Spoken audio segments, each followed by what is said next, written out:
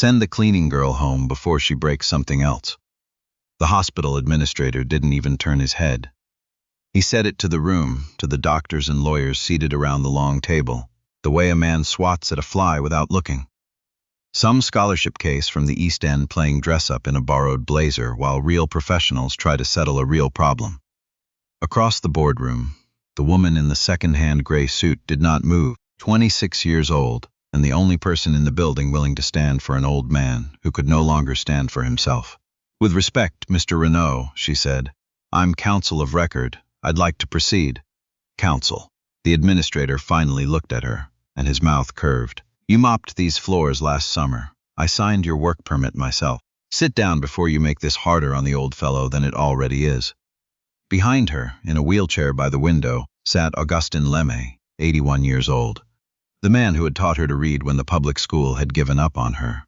He turned the brim of his old cap over and over in his hands. The clock above the door read 9:51 in the morning. To understand what happened in that boardroom, you have to walk back about 3 weeks, to a narrow apartment above a shuttered hardware store on the wrong side of Trois-Rivières, where a young woman was already awake at 4:30, ironing the only suit she owned on a board that wobbled on one short leg. Her name was Margot Seneschal, and she had not slept properly in 11 days. The suit had come from a church donation bin. The blazer was a size too large in the shoulders, and no amount of pressing would make it sit right, but she pressed it anyway. The way you tend to the one thing you can control when everything else is slipping. On the wall above the kitchen table hung a framed certificate, and beside it, a photograph of a man in a paper hat standing in front of a small grocery.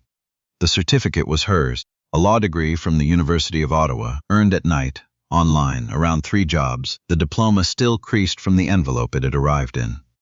The photograph was of Augustin, 50 years younger, outside the corner store he had run for 4 decades.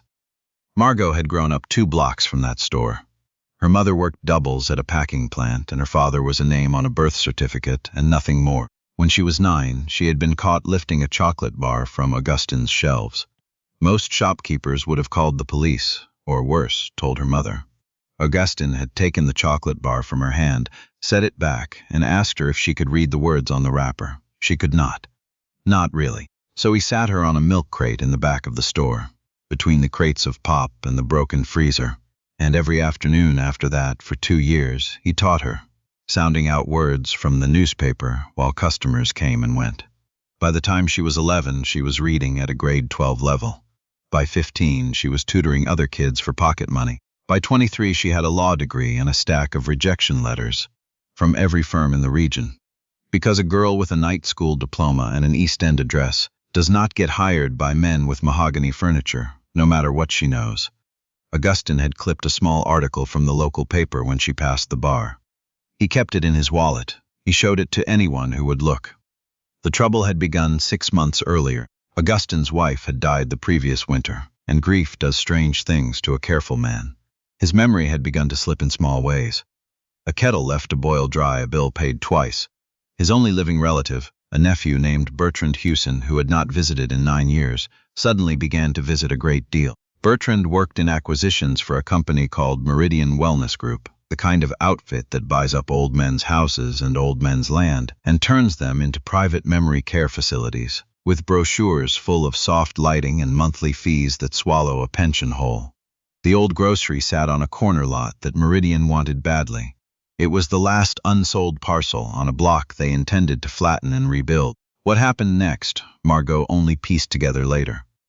There was a document dated and signed, in which Augustin Licamay appeared to grant his nephew power of attorney over all his affairs, financial and medical. There was a second document, a deed of transfer, moving the grocery and the apartment above it into a numbered company that Meridian controlled. And there was an assessment, signed by a physician named Dr. Quenek, declaring Augustin Lemay mentally unfit to manage his own affairs and recommending immediate placement in a supervised facility. The facility, of course, was a Meridian property. The fees, of course, would be drawn from the sale of his own home. When Margot went to see Augustin at the place they had moved him, a beige building off the highway, she found him in a vinyl chair by a window that did not open, wearing clothes that were not his. He knew her at once. He always knew her. He told her, very clearly, that he had never signed anything, that the nice young man from the company had brought papers and a pen and stood very close while he signed his name to what he was told was a Christmas card list. He told her this in the careful, complete sentences of a man whose memory wandered sometimes, but had not left him. She believed him. The law, she knew, would want more than belief. She called 9 lawyers. 2 of them hung up when she said the name Meridian. The third told her kindly that she was out of her depth, that going up against a corporate firm and a signed physician's assessment was a fool's errand, and that she should advise the old man to make peace with his situation.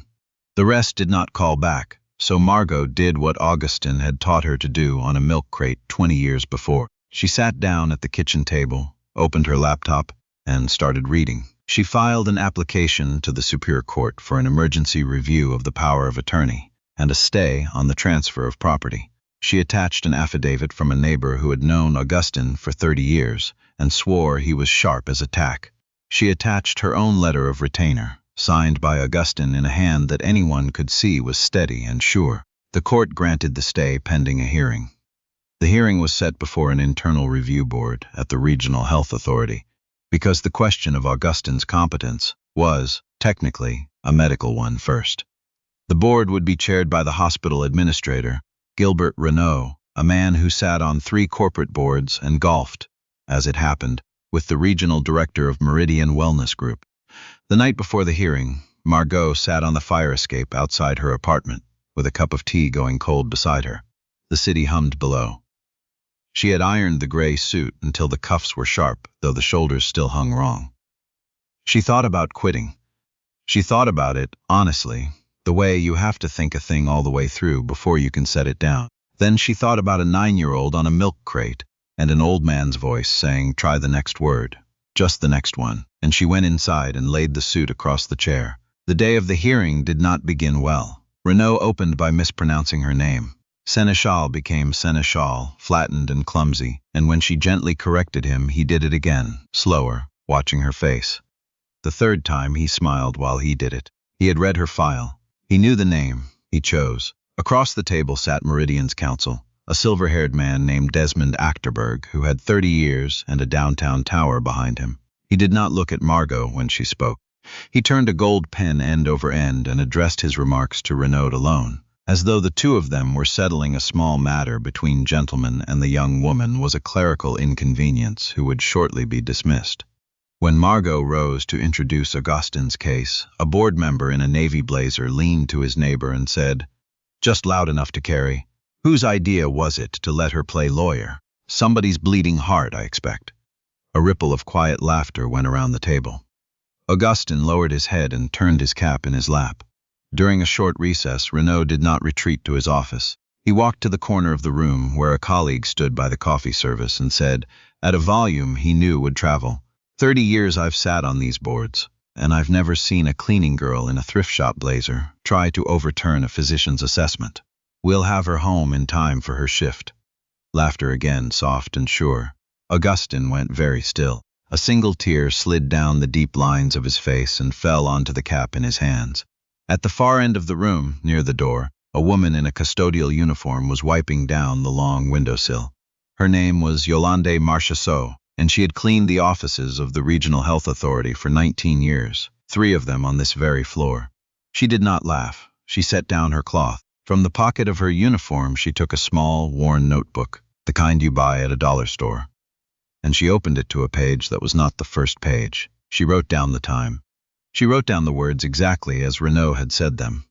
She wrote down the name of every person who had laughed. The page she was writing on was numbered, in her small, careful hand, 87. Margot heard all of it.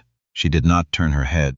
She pressed her thumbnail into the pad of her finger under the table until it left a mark.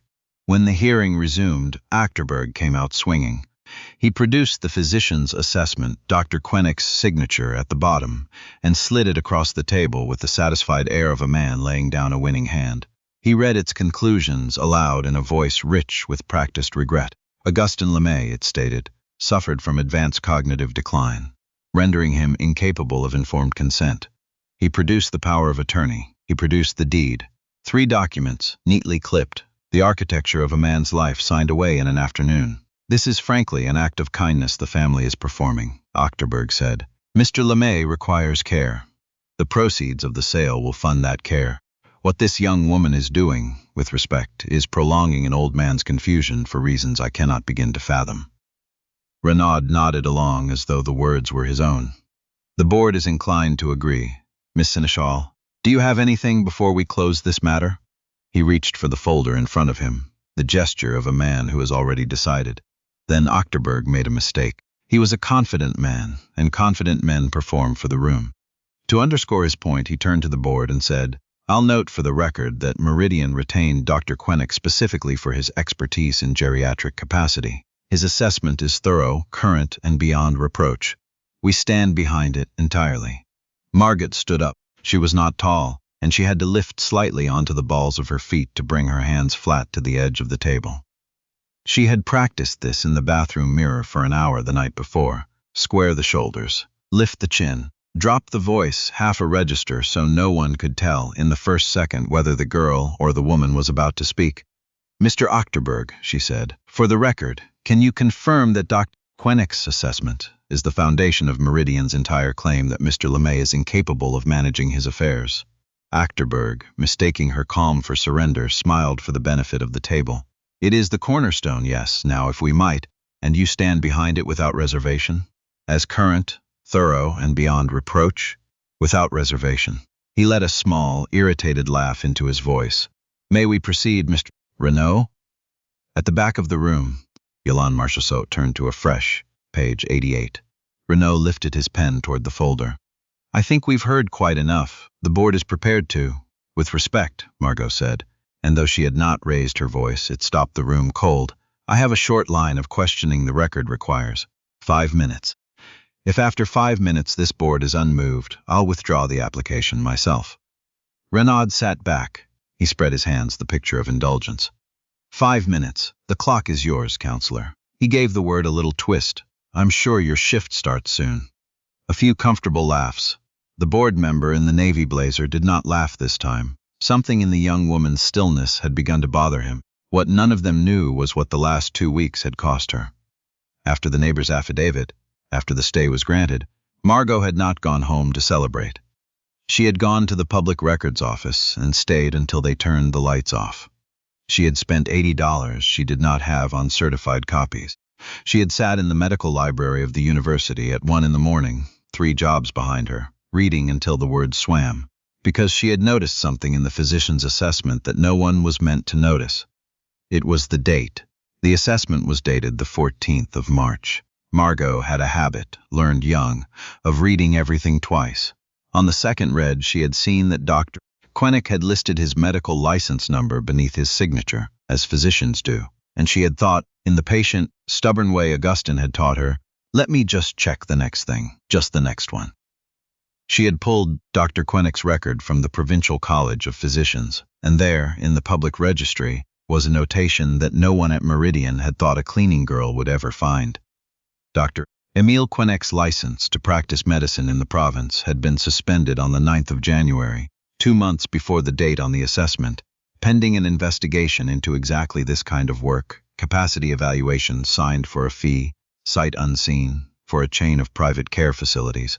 A suspended physician cannot lawfully render a medical assessment. The cornerstone of Meridian's case had been laid by a man who, on the date he signed it, was not legally a doctor at all. That had been the first impossibility. She had found the second the following night. The deed of transfer described the property by its civic registration number, the unique identifier the municipality assigns to every parcel of land. Margot had requested the registry history. The corner lot at 14 Rue Saint-Cyr had carried the same number for 60 years, but the number written on Meridian's deed was different by a single digit. She had thought it a typo until she searched it. The number on the deed belonged to a parcel 3 streets over, a vacant lot Meridian had bought and sold the previous spring.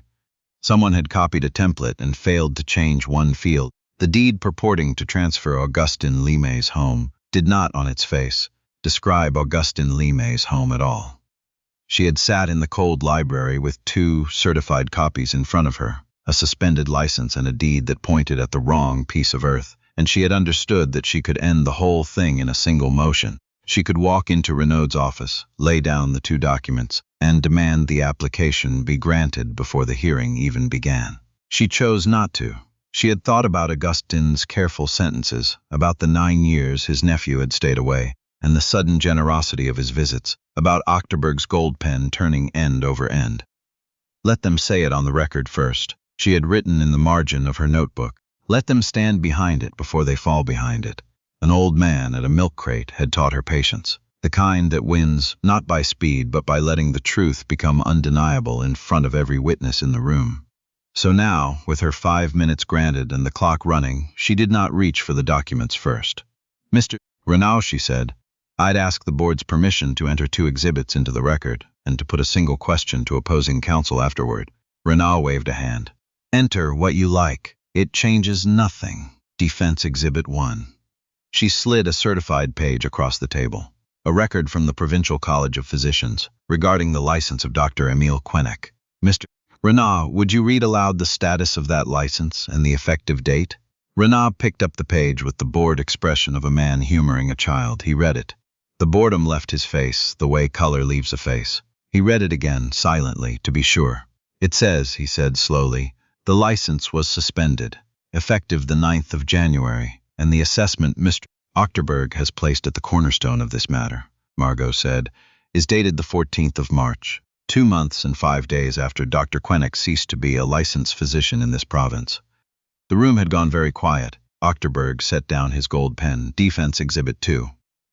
Another certified page crossed the table. The civic registry history for the property at 14 Rue Saint-Cyr, the home of Augustin Lemay, and the deed of transfer submitted by Meridian. Mr. Renaud, I'd ask you to compare the registration number on the deed with the registration number in the municipal registry. Renaud compared them. A board member leaned in. The silence stretched. They don't match, Renaud said. They don't match, Margot agreed, because the number on Meridian's deed belongs to a vacant lot on Rue Boschman, 3 streets away, which Meridian itself bought and sold last spring. The document Mr. Ochterberg has submitted to transfer Mr. Lemay's home does not describe Mr. Lemay's home. She let it sit for exactly 3 seconds. She had practiced that too. Then she turned to Desmond Ochterberg, and her voice did not rise at all. Mr. Ochterberg, less than 10 minutes ago on this record, you stated that Dr. Quenec's assessment was current, thorough, and beyond reproach, and that Meridian stood behind it without reservation. Would you like to amend that statement now? Or, after the College of Physicians and the Law Society review this transcript? Ochterberg opened his mouth. My firm relied on documentation provided by the client. We were not. That is not what you stated for the record, sir. She did not raise her voice. She had not raised it once. You said without reservation. Shall I ask the recorder to read it back? He did not answer. His hand drifted to the breast of his suit jacket and found nothing to do there. There is one more matter, Margot said, and now she turned fully to the board. Mr. Lemay was declared incapable of informed consent.